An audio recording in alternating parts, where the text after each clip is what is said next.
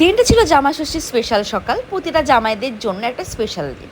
তাই সকাল সকাল ঘুম থেকে উঠে রেডি হয়ে নিয়েছি। এদিকে দেখো আমি চুড়িদার পরে নিয়েছি। বাইরে যে গরম পড়েছিল শাড়ি পরেও পরলাম না, আর যেহেতু বাইকে করে যাব অনেকটাই ডিস্টেন্স, তো এই জন্য শাড়িটাকে অ্যাভয়েড করলাম।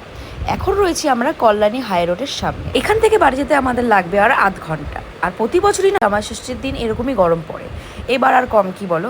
তো বাইরে প্রচণ্ড পরিমাণের রোদ আর তেমনই দিয়েছে গরম। আর এই জায়গাটা থেকে যখনই যাই না কেন আমি একটা হলো ভিডিও করবই, কারণ এই জায়গাটা আমার খুব ভালো লাগে। জানি না এই জায়গাটার নামটা কি।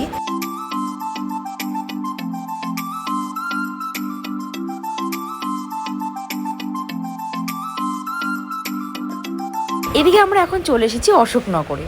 মিষ্টি কিনতে যাওয়ার পথেই ছিল তালের শ্বাস বিক্রি করছিল, তো এখান থেকে আমরা তালের শ্বাস নিয়ে নিয়েছি আর কিছুটা পরিমাণে নিয়েছি জাম। জামা ষষ্ঠীর দিন এতটা দাম জিনিসের তোমাদের আর কি। মিষ্টি কিনতে গিয়ে মিষ্টির দোকানে এত ভিড় দেখে অবাক হয়ে গেছি। স্বাভাবিক এই দিনটা ভিড় হবেই, কিন্তু মা মনসার মিষ্টির দোকানে ভিড়টা তো অতিরিক্ত।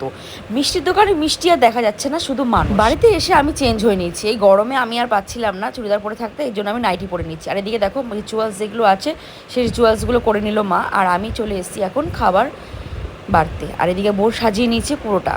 তো জামা ষষ্ঠীর স্পেশাল মেনুতে কি কি হয়েছে তোমাদের অবশ্যই তোমরা কমেন্টে জানিও। আমাদের বাড়ি জামা ষষ্ঠীর স্পেশাল মেনুতে হয়েছে 5 রকমের ভাজা, মাছের মাথা দিয়ে মুগ ডাল, এদিকে রয়েছে চিংড়ি মাছের মালাইকারি, দই কাতলা, মাটন, পাঁপড়, চাটনি, দই, মিষ্টি আর ফল। এত রকমের খাবার দেখে আমাদের বাড়ির জামাই তো অবাক হয়ে গেছে, কারণ এই খাবারগুলো কখনো শেষ করবে। যাই হোক, ভিডিওটা আমি এখানে এন্ড করলাম। ভালো লাগলে অবশ্যই কমেন্ট